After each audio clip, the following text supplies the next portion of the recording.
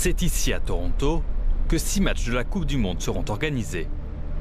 Toronto fait partie avec Vancouver des 2 villes canadiennes qui ont conclu une entente avec la FIFA, la fédération internationale derrière cet événement planétaire. 13 matchs auront lieu au Canada contre 78 pour les États-Unis.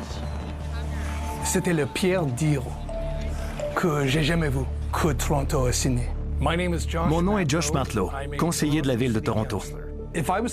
Si j'avais pu lire ce contrat avant qu'il ne soit signé, je l'aurais pris et je l'aurais renvoyé en disant que ce n'est pas assez bon. J'adore le soccer, comme la majorité des habitants de notre ville, mais ça, c'est une mauvaise entente.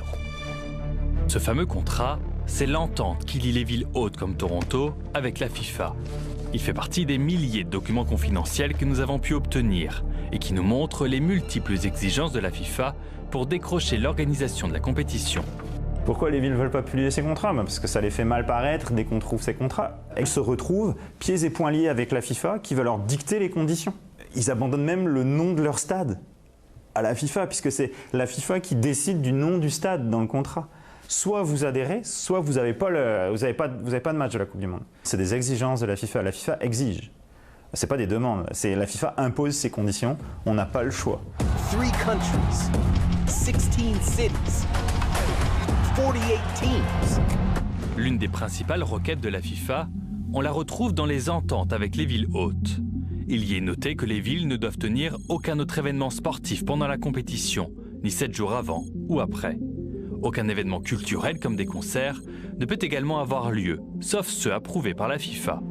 C'est pour ça que Montréal et le gouvernement du Québec ont finalement dit non à la Coupe du Monde au Stade olympique. Ce que me demandait la FIFA, c'était hors de question. Ils étaient, à mon avis, beaucoup trop gourmands. On demandait des ascenseurs pour les VIP.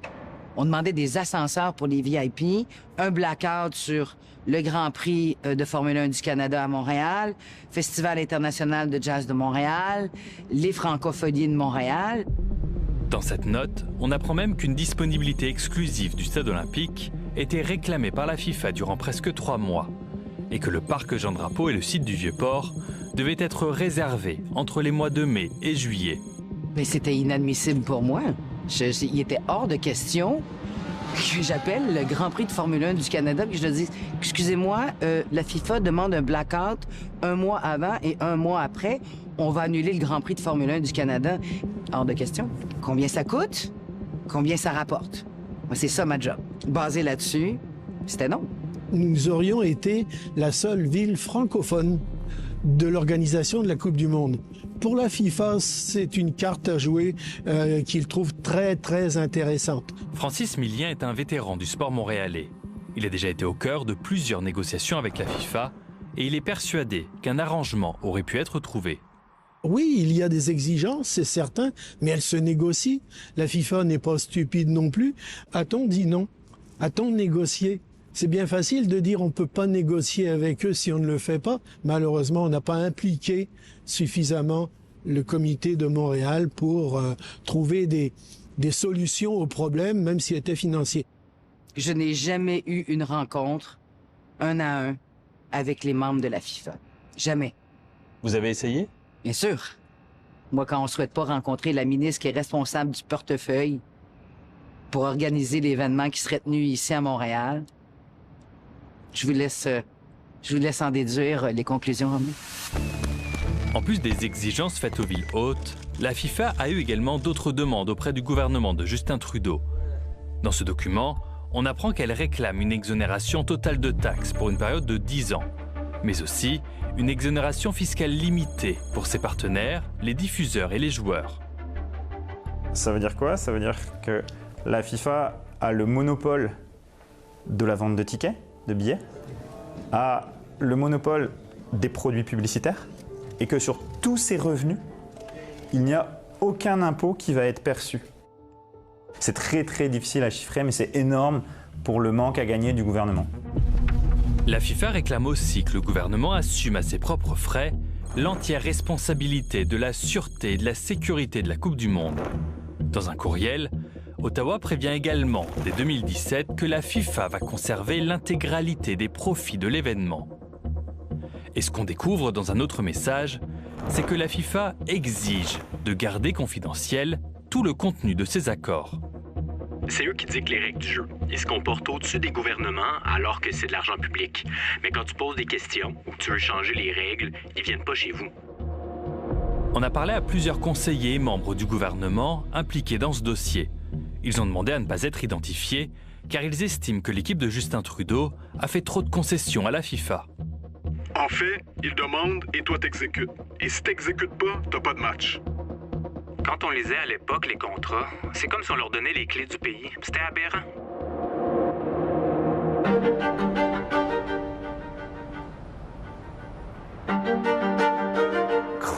Avec le recul, il est clair que ce fut une entente horrible pour Toronto et une entente horrible pour nos citoyens. Beaucoup de détails ont été tenus secrets.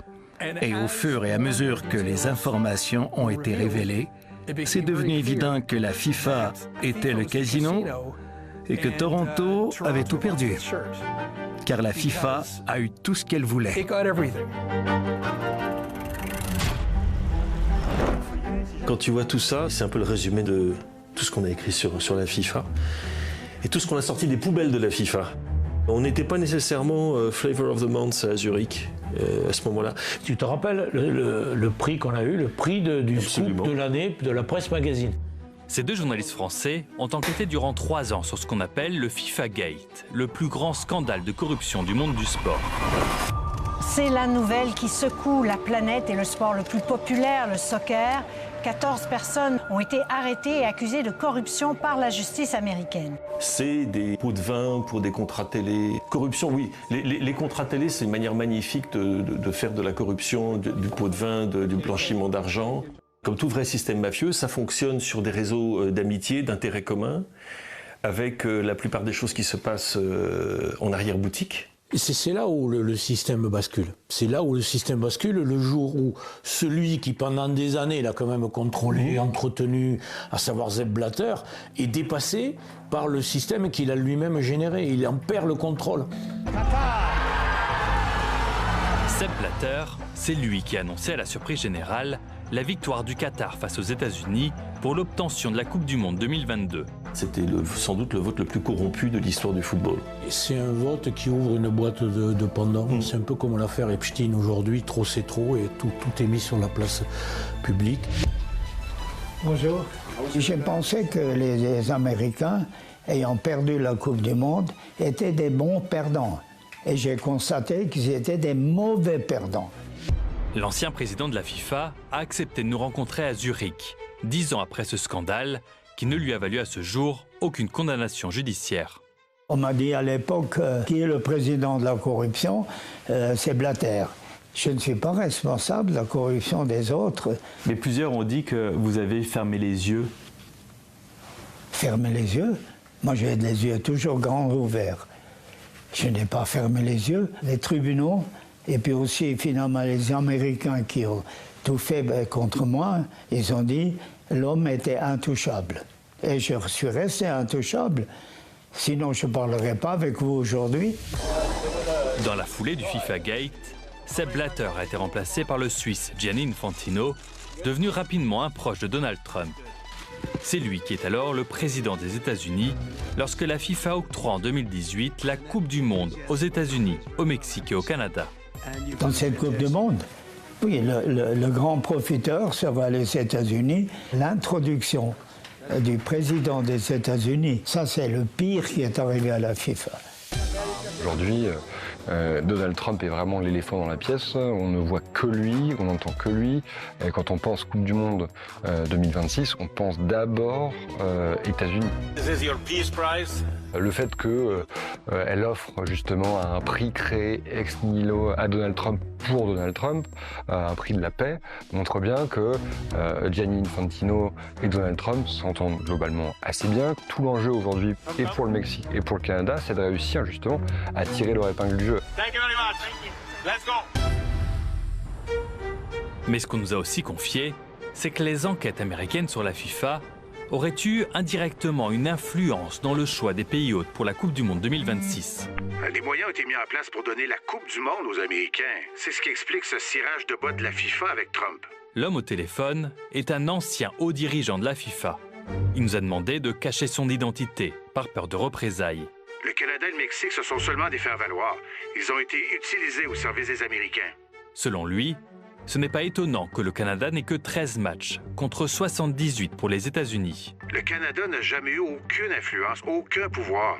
Il n'a jamais été question de donner beaucoup de matchs au Canada. C'est la FIFA et Infantino qui ont les pleins pouvoirs. C'est un habillage d'avoir mis le Mexique et le Canada. Ça fait absolument pas le moindre doute. La vraie histoire, c'est que, oui, c'est un arrangement. C'est un arrangement qui se fait pour le bénéfice des États-Unis et pour le bénéfice de Gianni Infantino.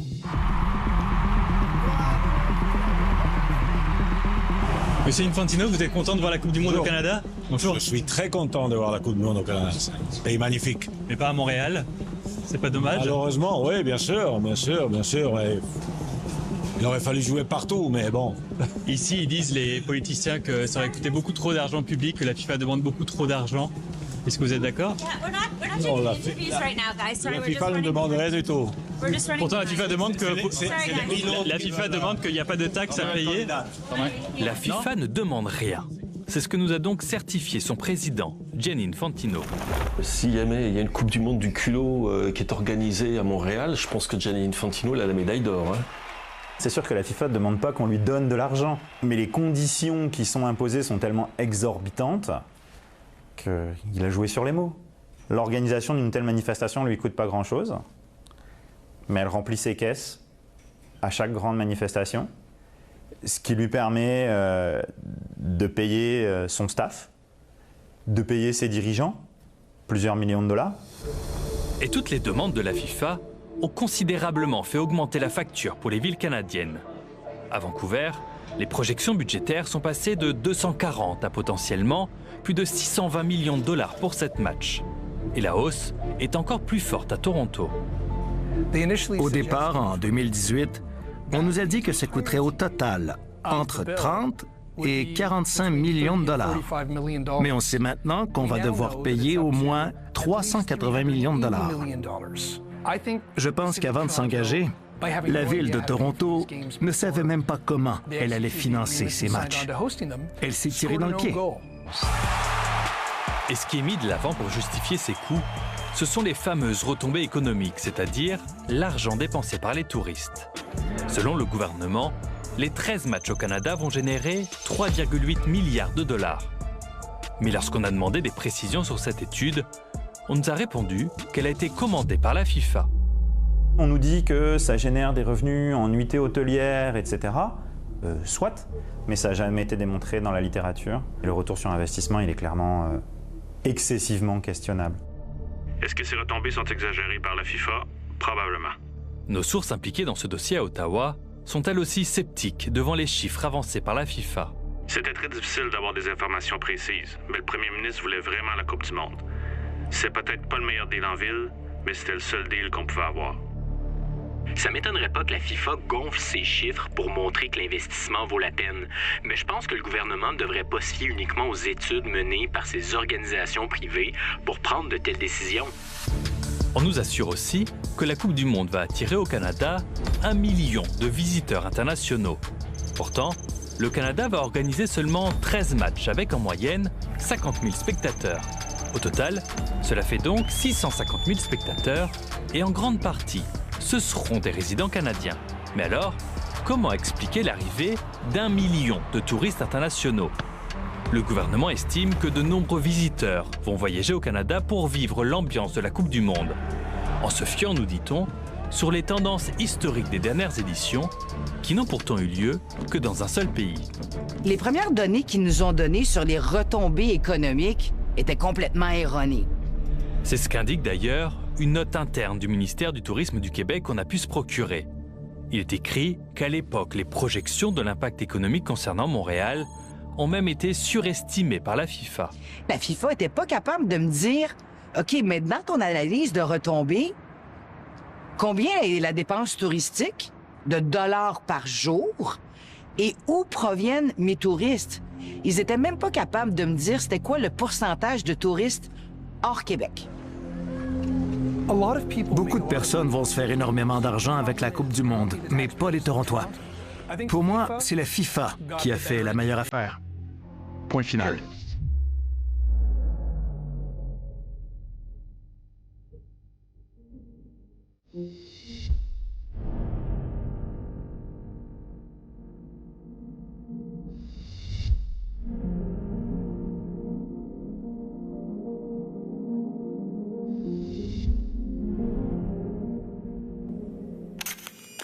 FIFA, la machine à sous, un reportage signé Romain Chuet et Pierre-Luc Latulippe pour le magazine Enquête de Radio-Canada. Avec moi en plateau, 2 passionnés de football.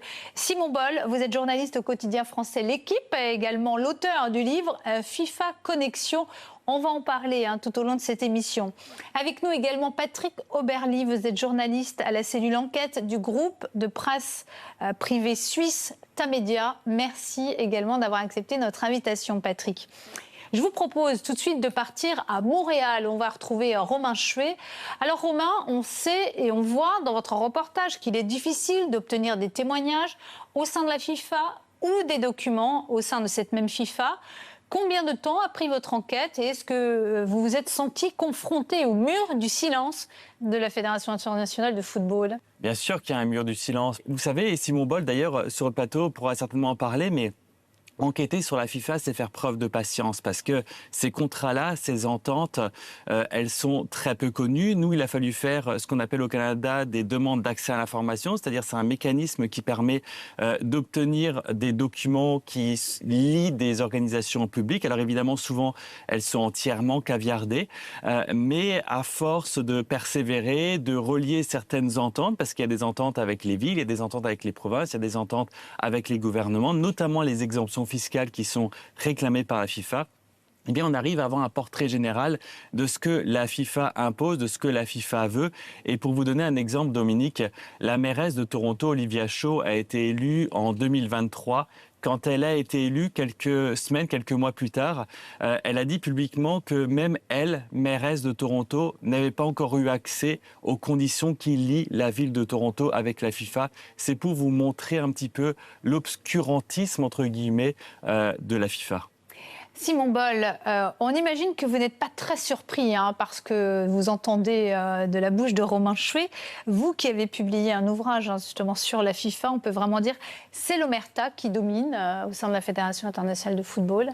Oui, totalement. Et j'y ai été confronté en plus de 2 ans d'enquête, que ce soit à distance ou en me déplaçant en Suisse, évidemment, en Allemagne, aux États-Unis et au Qatar. Finalement, on se retrouve confronté à des personnes et c'est la plus grande difficulté, c'est les convaincre de témoigner, y compris à visage découvert, y compris quand elles sortent du jeu. Et y compris quand elles ne sont plus à la Fédération internationale de football. Tout à fait. Elles continuent de témoigner dans l'anonymat. Oui, elles réclament l'anonymat, parfois même qu'on oublie totalement leur rôle, leur identité. Ouais. Mais il y en a quand même certaines qui veulent épurer leur conscience, qui veulent dénoncer un système qui les a dépassées, qu'elles n'ont pas envie de cautionner. Et c'est vraiment la plus grande difficulté. J'ai réussi à réunir une centaine de témoignages, mais derrière tout ça, il y a peut-être le double, le triple de personnes qui ont refusé de témoigner, qui n'ont jamais répondu, et parfois avec des formules assez curieuses. Je ne suis pas autorisé à parler, il vaudrait mieux ne pas vous renseigner. Enfin, c'était vraiment assez étonnant parfois. Avant de retourner à Montréal, une question pour Patrick Oberly. Pourquoi ce manque de transparence? Est-ce que c'est juste lié à l'histoire? C'est l'histoire en fait de la FIFA qui s'est construite comme ça? Alors, c'est l'histoire. Oui, effectivement. L'histoire de la FIFA a fait que la transparence est devenue opaque, on peut dire. Je pense que ça s'est encore péjoré depuis le début du XXIe siècle, quand la FIFA a commencé à avoir beaucoup d'argent, que les présidents avec Sepp Blatter, Gianni Infantino maintenant étaient à la fois des hommes affiches et des personnes de pouvoir un peu narcissiques. Et surtout, l'argent, ça leur permet d'avoir des armées de communicants qui peuvent fractionner l'information, qui peuvent la retenir, et aussi des armées de juristes. Il ne faut pas oublier qu'à la FIFA, il y a, je pense, plus d'une personne sur 10 qui est avocat. Il y a des juristes partout, tout est codifié, il y a des règlements partout, et si l'on mélange les lois suisses qui sont très, très en faveur du secret et les lois du jeu ou de la FIFA, ça donne quelque chose qui devient vraiment, vraiment opaque. Plus personne ne veut parler. Les autres fédérations sportives communiquent plus facilement ou pas? Alors, est-ce que c'est pas lié vraiment. au monde du sport aussi? Non, c'est lié au monde du sport. C'est pas un hasard si la Suisse abrite une septantaine de fédérations internationales et toutes fonctionnent de cette manière-là. Et je peux même vous dire, par expérience, qu'il y a des fédérations qui sont encore plus opaques que la FIFA. Simplement, elles sont moins sur le devant de la scène, elles brassent moins d'argent, donc on n'en parle pas. On va partir retrouver Romain Chouet à Montréal. Romain, d'autres villes sur le continent ont refusé d'accueillir des matchs. C'est le cas de Chicago. Vous avez pu rencontrer des responsables de cette ville. Est-ce que les arguments étaient les mêmes finalement que ceux de Montréal? Ce qui est important effectivement de rappeler, c'est que Chicago, c'est peut-être la ville sportive par excellence aux États-Unis.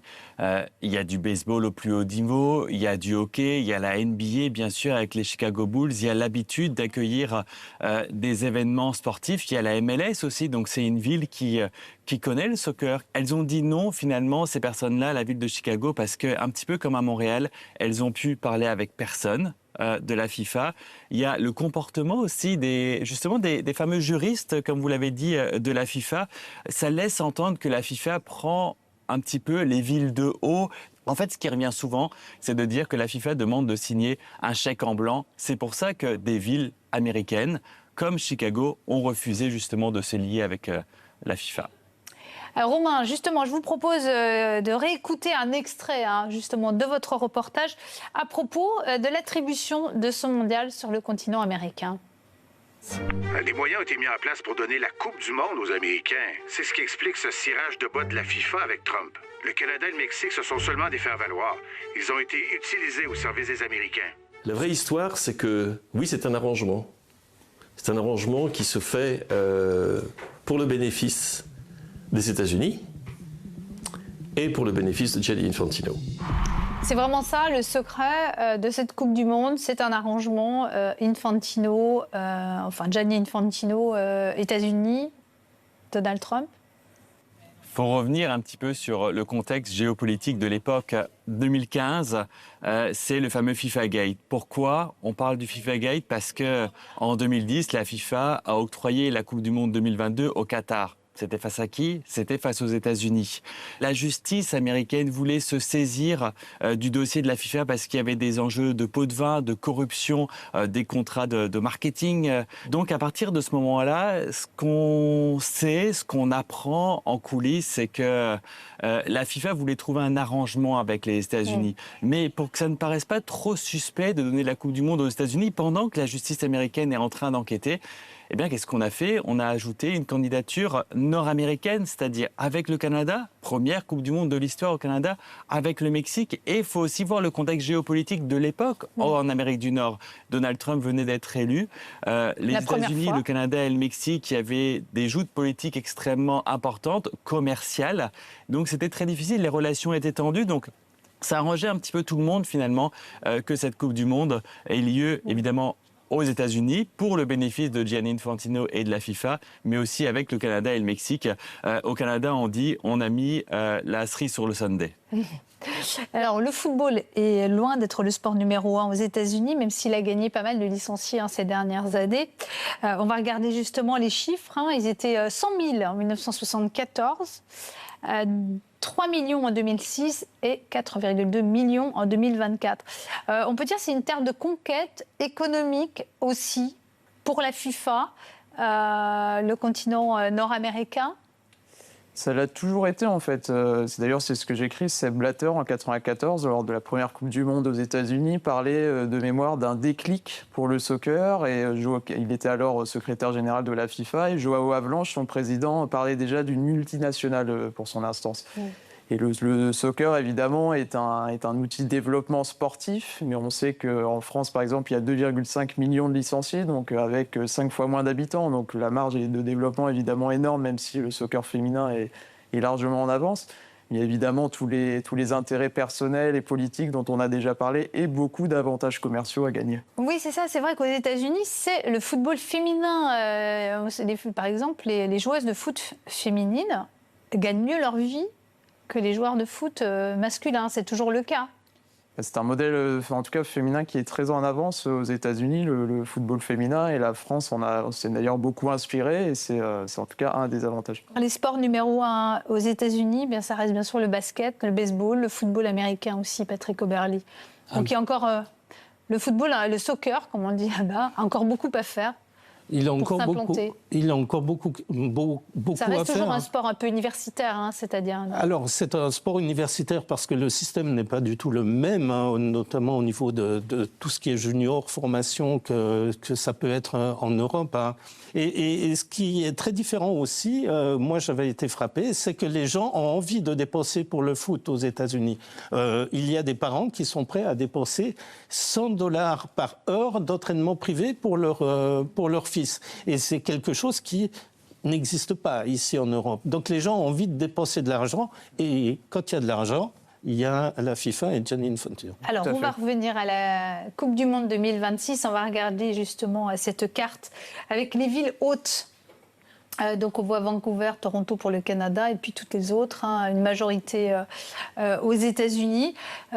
Quand on voit toutes ces villes, plusieurs fuseaux horaires, des voyages très longs, la plupart du temps en avion, ça pose question quand même en 2026, alors qu'il est beaucoup question d'écologie. Simon Ball. Oui, c'est sûr. On s'est beaucoup interrogé avant la Coupe du Monde 2022 au Qatar, qui subissait beaucoup de critiques, que ce soit sur le plan humanitaire, environnemental et politique. Et finalement, on s'interroge peut-être un peu moins sur cette Coupe du Monde 2026, alors que les joueurs, dès 2024, ont beaucoup alerté sur les cadences infernales. Là, ils vont voir le nombre de matchs démultiplié, puisque c'est la première Coupe du Monde à 48 équipes. Ils vont voir les temps de trajet, on le voit, allongés avec de nombreux fuseaux horaires. On va aussi s'interroger sur les fortes chaleurs. On l'a vu l'an dernier à la Coupe du Monde des clubs. Il y a 6 matchs qui ont été interrompus par les orages. Les joueurs ont dénoncé la fournaise au bout d'une saison qui était déjà très chargée. Et d'ailleurs, justement, là, il va y avoir les fameuses pauses fraîcheurs. C'est des vraies pauses fraîcheurs ou c'est des pauses publicitaires déguisées ? Alors probablement qu'au départ, on ne va pas toujours être négatif. Il y a un beau sentiment, on va dire qu'il y a un beau sentiment au départ. Mais c'est surtout une opportunité incroyable pour réussir à amener dans le football ce qu'on n'avait pas réussi jusqu'à maintenant, c'est-à-dire à fractionner les mi-temps. On va jouer en carton. Voilà, et de vendre en fait les nouvelles pauses d'un point de vue publicitaire. Alors on va retourner voir Romain Schuet. Romain, est-ce que le Canada, qui n'accueillera que 13 matchs, on peut le dire, s'est fait avoir finalement dans toute cette affaire ? Vous allez me dire le Mexique aussi, puisqu'il n'a que 13 matchs aussi.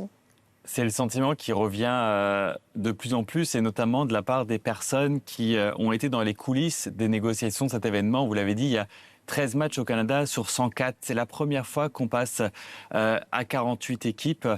Mais quand on regarde les matchs finalement qui ont lieu au Canada, il y a à peine un 8e de finale, il n'y a pas de quart, il n'y a évidemment pas de demi-finale, il n'y a pas de finale. Et quand on regarde la liste des équipes aussi, la France aurait pu par exemple jouer à Toronto parce que c'était dans la même région finalement que Boston ou New York. Mais la FIFA a décidé que les matchs auront lieu dans des stades de 80-90 000 places et pas les 45 000 places à Toronto. Donc quand on regarde la liste des équipes, le faible nombre de matchs, ce qu'on nous dit, c'est que tout était décidé d'avance, que les dés étaient pipés et que le Canada, en quelque sorte, oui, s'est fait avoir parce que ça coûte extrêmement cher, que les rénovations qui ont été imposées par la FIFA vont coûter extrêmement cher pour les contribuables canadiens, sans compter évidemment tous les autres coûts connexes. Et si on fait le coût par match ou le coût par minute de jeu, effectivement, il va être extrêmement élevé pour les contribuables canadiens. Est-ce qu'on sait au juste, Romain, très rapidement, combien vont coûter ces matchs aux contribuables canadiens ? C'est encore un petit peu flou, on parle entre 1 et 2 milliards de dollars canadiens. Pourquoi il y a ce flou ? On sait que c'est plus d'1 milliard. C'est ce que les villes sont actuellement en train de dépenser. Mais il y a encore quelques jours, le gouvernement fédéral a octroyé une enveloppe supplémentaire de 150 millions de dollars pour la sécurité. Ce sont des coûts, on l'a lu dans des documents confidentiels, qui peuvent s'élever à plusieurs centaines de millions de dollars. Et la FIFA garde tous les profits et ne redistribue rien aux États, aux villes et aux pays concernés. Merci Romain Chouet d'avoir été en duplex pour nous depuis Montréal. Merci à vous Simon Boll. Vous avez pu essayer d'éclaircir ça justement. Ça rapporte ou ça coûte aux villes hôtes ou pas ? C'est très difficile, mais on est souvent surtout sur un enjeu d'image, d'influence politique. Quand on voit les derniers organisateurs, que ce soit la Russie en 2018, le Qatar en 2022, il y aura l'Arabie Saoudite aussi en 2034, mais aussi les États-Unis. Ce qu'on appelle l'influence douce sport en bon français. Le soft power, c'est souvent pour les décideurs politiques un moyen de cajoler l'électorat, en tout cas d'influencer un petit peu sur toute leur politique personnelle. Oui. Ça va au-delà des retombées politiques et économiques.